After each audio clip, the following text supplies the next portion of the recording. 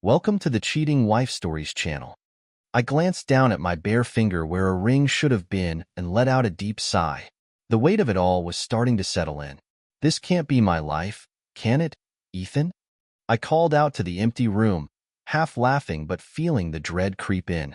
My imagination ran wild, picturing a future where I'm a lonely cat lady, buried under a mountain of fur and takeout boxes. It wasn't exactly the dream. A few nights later, I was at Jessica's for our regular girls' night. Her place was the usual, cozy as a warm hug, with wine flowing like there was no tomorrow. The music hummed low in the background, setting just the right vibe, and we were all spread out across her oversized sectional. I'd claimed my favorite corner, a snug little spot, and was already on my second glass of Merlot.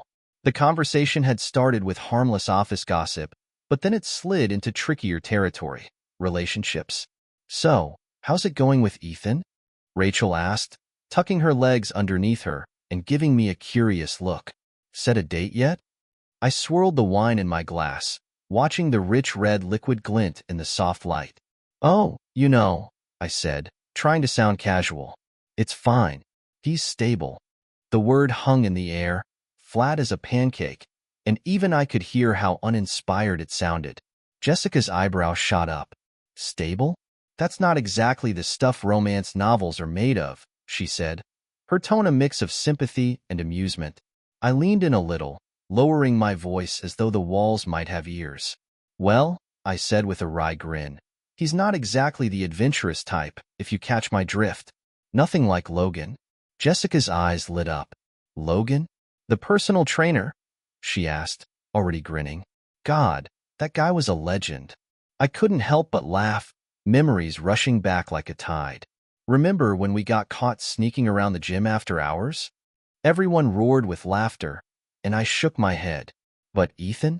The wildest thing he's ever suggested is leaving the bedroom light on." The laughter doubled, and I couldn't resist pushing it further. "And don't even get me started on the, equipment differences," I said, rolling my eyes. "Logan, those workout shorts didn't leave much to the imagination. Ethan?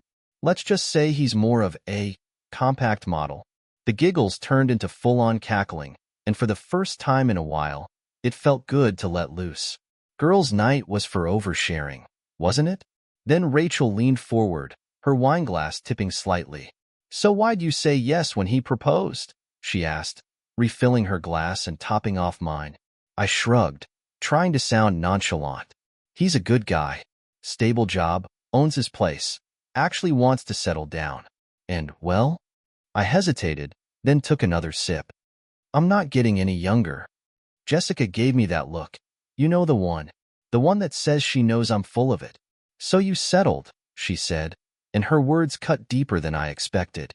"Settled? No, I started, then faltered." "Okay, maybe a little. But that's just growing up, isn't it?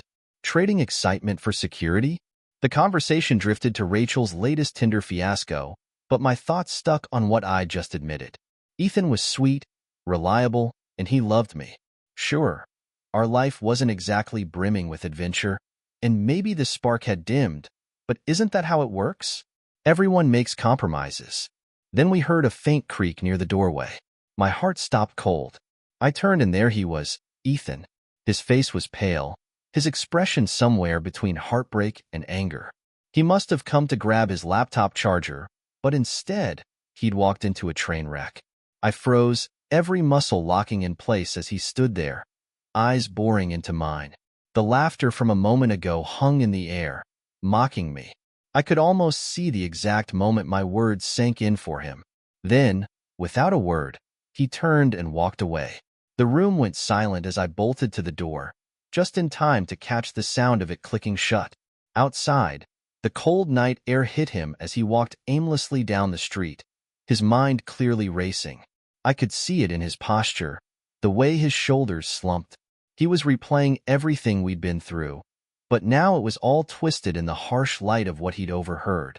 And just like that, the world I thought I'd settled for felt like it was crumbling beneath me.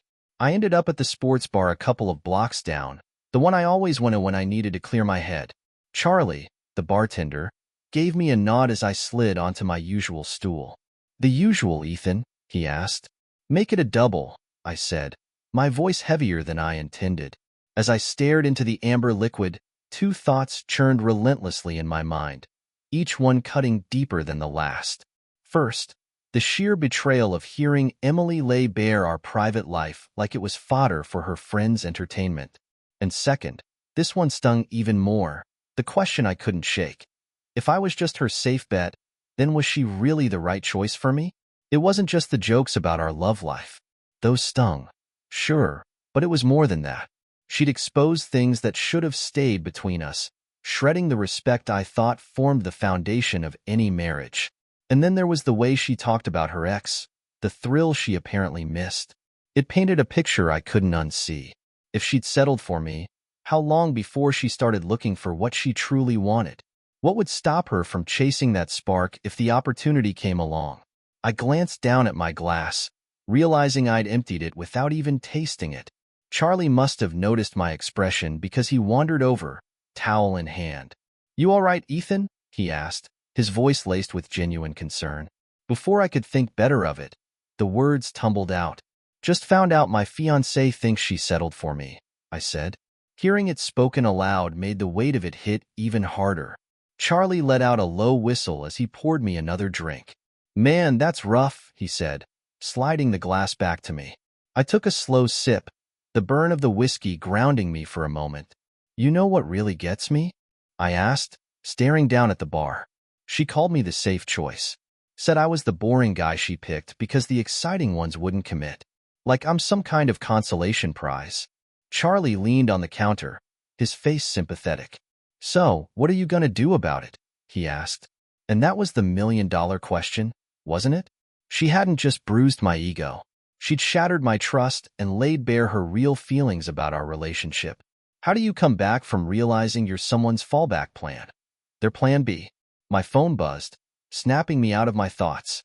I glanced at the screen. Another message from Emily. "Where are you?" "Getting worried. Everything okay? Call me when you get this." I stared at the words, my emotions tangled in a knot. Was she genuinely concerned about me, or was she just scared of losing her safety net? The guy who made her life predictable and secure. Setting my glass down, I met Charlie's steady gaze. "It's not just what she said," I admitted. "It's the fact that she practically hung a neon sign for her friends, advertising how dissatisfied she is. Like she's waiting for something better to come along." Charlie nodded slowly, polishing a glass with practiced ease. "I've been tending bar for 20 years, he said. "Seen plenty of relationships. When someone's settling, it usually goes one of two ways. Either they leave when something better shows up, or they stay and make both people miserable." I nodded, his words settling uncomfortably in my chest. This wasn't about me being insecure or overthinking. She'd made her feelings clear, whether she realized it or not. And now, everything was different. I finished my drink and stood up, feeling a strange calm wash over me. This wasn't something I could ignore. We needed to have a conversation, and I had to be ready for whatever came next. "Thanks, Charlie," I said, leaving enough cash to cover the tab and a generous tip. He gave me a small nod as I turned to leave, bracing myself for the storm I was about to walk into. When I got home, Emily was sitting on the couch, her phone clutched in her hand. Her face lit up when she saw me, but that relief quickly faded when she caught the look in my eyes. "Where were you?" she asked, standing. I was worried. I didn't answer right away, just closed the door behind me and leaned against it. "What did you think was going to happen, Emily?" I asked, my voice low but steady. Her face paled. "What do you mean?" I heard everything. Every single word you said to your friends," I said, my gaze locking onto hers. She froze, her mouth opening and closing like she couldn't find the words. "Ethan, it was just girl talk," she stammered. "You know how it is. We exaggerate to make each other laugh." Her attempt at brushing it off hit like a slap. I stayed calm, but my voice was cold as ice. "You didn't just exaggerate, Emily. You told them I was your safe choice.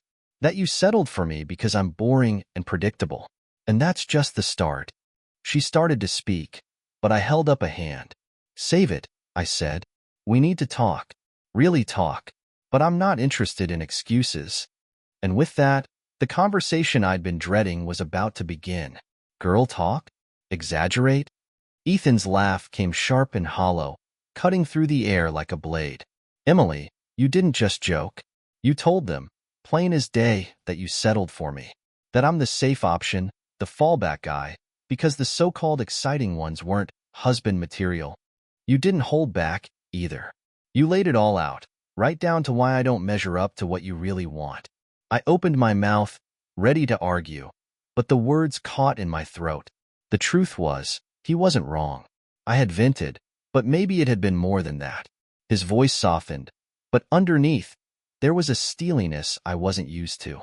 If I'm just the backup plan, Emily, I deserve to know, he said, each word deliberate. Because I'm not going to be in a relationship where I'm just someone's safe bet. Shame washed over me like a cold wave. I hadn't expected him to hear any of it, but now that he had, I couldn't deny what I'd been avoiding. I'd wanted stability, yes, but had I been fooling myself about happiness? About his? When I met his gaze again, his face was set, resolute in a way I hadn't seen before. It wasn't anger. It was something quieter and more unsettling. Determination. No, Emily, he said, his tone firm but calm. I don't think I do know what you meant by all that. Frustration bubbled up, and I crossed my arms. I was venting, Ethan, just blowing off some steam. It doesn't mean I don't love you or want to be with you. People need to let things out sometimes, you know? But he shook his head slowly, his eyes locked on mine. There's a difference between venting and what you did, he said, his voice dropping lower. You didn't just vent, you made it clear how you see me. A compromise. And you might not realize it, but that's not the kind of foundation you build a marriage on. I rolled my eyes and let out a sharp sigh. Are we really going to turn this into a deal breaker? Over something you overheard? He took a step back, almost as if steadying himself. Maybe it is a deal breaker, he said quietly, because it's not just about the words, Emily. It's about what they reveal, how you actually feel. For a moment, I couldn't find a comeback. He'd never been this serious, this unwavering, and it hit me like a punch to the gut. He was questioning us. For the first time, it wasn't me holding all the cards. My defenses snapped into place. Fine, I said sharply. If you're so insecure that a little harmless girl talk gets under your skin, maybe that says more about you than me. You ever think about that? Ethan's expression didn't waver. Actually, we don't do that, he said quietly. Don't do what? Talk about our partners like that. We respect their privacy. Oh, give me a break. I snapped, feeling the heat rise in my face. Don't act all high and mighty. Guys are way worse when it comes to locker room talk. At least I was joking around with my closest friends. It's not like I posted it online for the world to see. His eyes didn't flinch. You really don't get it, do you? Get what? I shot back. That you're blowing this completely out of proportion? That you're turning a harmless conversation into a massive drama? No, he said, his voice calm but firm. That what you said wasn't harmless. And that this isn't just about me being upset. It's about you showing, in no uncertain terms, that I'm not what you really want. I stepped closer, softening my tone. I'd always been able to talk him down before.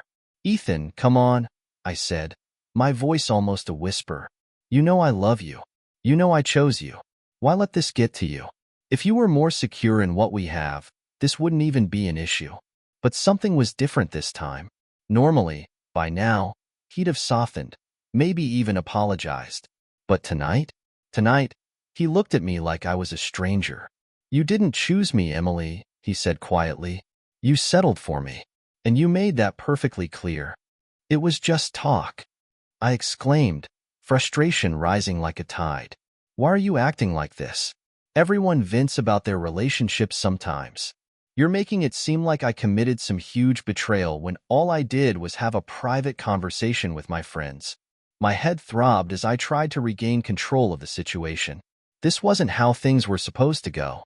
He wasn't supposed to hear any of it, and even if he did, he was supposed to brush it off. That's what Ethan did. He let things go. But this time, he didn't. You're blowing this way out of proportion, I said, trying to sound calm, rational. If you just take a minute to think about this rationally, but I could see it in his face. I was losing him, and for the first time, it wasn't fear or regret that bubbled up, it was anger. Who was he to make me feel this guilty over a harmless conversation? Who was he to act like I was the problem here? The living room felt smaller, the air thick with tension. I stood there, my words catching in my throat, trying to convince him that I wasn't the problem. But deep down, I wasn't so sure anymore. Classic move. My eyes drifted to my engagement ring sitting on the coffee table, its gold band catching the light. I always took it off during girls' night, claiming it snagged on my friend's clothes when we hugged. Funny how hindsight could make you see things more clearly. Everyone talks about their relationships with their friends, I said, my tone laced with frustration and condescension. It's totally normal. Ethan didn't raise his voice. He didn't even flinch. Okay, he said, his tone calm, almost too calm. So you wouldn't mind if I told my friends about your body? Maybe I'll compare you to my ex and mention how I settled for you. The words hit me like a slap, and for a moment, I couldn't speak. My mouth opened, then closed, as if searching for a response that wouldn't come. That's completely different, I stammered, my voice weak. How? He pressed, leaning slightly forward. Because it just is, I snapped, my panic bleeding into irritation. God, why are you making this so difficult? For a moment, I thought he might laugh, but he didn't. Instead, he stared at me with an unsettling calm. You know what's interesting, Emily? You're not sorry for what you said. You're just sorry I heard it. Of course, I'm sorry you heard it, I said, throwing my hands up. I knew you'd blow this out of proportion. It's nothing. Nothing, he repeated, the word sharp and cold. Our intimacy, my trust, my dignity, nothing? A strange clarity seemed to settle over him as he stepped closer to the coffee table. Let me ask you something, he said, his voice quiet but firm. If it's nothing, why can't you answer my question? Why can't I talk about your body with my friends? Share intimate details? Compare you to other women? That's not the same thing at all, I said, my voice rising as panic crept in. When girls talk, it's different. We share things. We support each other. By mocking your partners and comparing their bodies like they're products on a shelf, he shot back. You're twisting everything. I snapped, crossing my arms defensively. This is exactly why I can't talk to you about certain things. You get so sensitive. No, he interrupted, his voice firm enough to cut through my words. You can't talk to me about certain things because you don't respect me. I froze, stunned by the conviction in his voice. Somewhere along the line, he continued, you decided I was the safe option, the backup plan, the boring but reliable choice. That's not it. I protested, but he held up a hand, silencing me. Here's the thing, Emily. He reached down and picked up the engagement ring from the table, his fingers curling around it. Then, he pulled his apartment key from his pocket and set it down beside the ring. I don't want to be anyone's backup plan, he said simply. The reality of what was happening hit me like a punch to the gut. Ethan, you're being ridiculous, I said, panic turning my voice sharp. You can't just throw away our whole relationship over one stupid conversation. You're right, he said, his gaze steady. It's not about one conversation. It's about respect, trust, the foundation of what we're supposed to be building together. He turned the ring over in his hand, his expression unreadable. Tell me something, Emily. If Logan called you tomorrow and said he'd changed, that he wanted to settle down, what would you do? His words struck like a thunderclap. I opened my mouth to answer, but nothing came out. The silence between us grew heavy. That's what I thought, he said quietly, the disappointment in his voice cutting deeper than I expected. Ethan, please, I said, my voice softening. You're just feeling insecure. We can work through this. I'll call the girls. They'll tell you it was nothing. And there it was again, that same calm, resolute expression. See, that's the problem, he said, slipping the ring into his pocket. You still think this is about insecurity. It's not. It's about self-respect. I deserve better than being someone's consolation prize. His words hung in the air like a final verdict. So that's it? I asked, bitterness creeping into my tone. You're just going to throw everything away because your ego got bruised? No, Emily, he said evenly. I'm walking away because you've shown me exactly who you are and what you think of me. I deserve better. He turned toward the door, and as he walked away, I threw out every desperate word I could muster. You're overreacting. This is crazy. You're throwing away 5 years over nothing. But with each step he took, I could feel him slipping further away. The door closed behind him, and for the first time, I heard the sound of my own crying. A month ago, I might have expected him to come back, to console me, to fix what I had broken. But tonight, I knew better. Sometimes, things are broken for a reason. Some things aren't meant to be fixed. My hands trembled as I grabbed my phone, tears blurring my vision as I opened the group chat with Jessica and Rachel. Emergency. Ethan overheard everything. He's leaving me. Call now. The call connected almost immediately, their voices blending into a chorus of concern. What happened? Jessica asked. He's completely lost it, I said, pacing the living room as my mascara streaked down my face. He overheard our conversation and acted like we'd committed a crime or something. You guys need to help me fix this. What do you want us to do? Jessica asked hesitantly. I don't know. I snapped. Call him. Tell him we were just joking. That everyone talks like that. My voice cracked as I said it, and for the first time, the weight of what I had done began to sink in. He took the ring, I said, my voice trembling as I stared at my empty hand. Guys, he actually took it back. Maybe if we all apologize, Rachel began, but I cut her off. I'm not apologizing. The words came out sharp, but I caught myself, softening my tone. I needed them on my side. I mean, we didn't do anything wrong. This is totally normal girl talk. He's the one being insecure and unreasonable. Even as I said it, a sick feeling churned in my stomach. I couldn't forget the look in his eyes when he walked out. I'd never seen that before. Not in all the years we'd been together. This wasn't like our other fights, where I could sweet-talk him back or twist things around to make him feel bad for upsetting me. Oh, God, I groaned, sinking onto the couch. Do you know how hard it was to get him to propose in the first place? Do you have any idea how long I worked on him? The words spilled out, bitter and frantic. 6 months of careful hints. 3 months of leaving bridal magazines out where he'd see them. 2 accidental strolls past jewelry stores. All that effort gone. All because of one stupid girl's night. Maybe he just needs time to cool off, Jessica suggested hesitantly. You don't understand. I snapped, the tears coming faster now. I'm 33. Do you know how hard it is to find a guy with a decent job who actually wants to get married? One who isn't living in his mom's basement or drowning in debt. Rachel tried to say something comforting, but I wasn't done. And the dating pool at our age?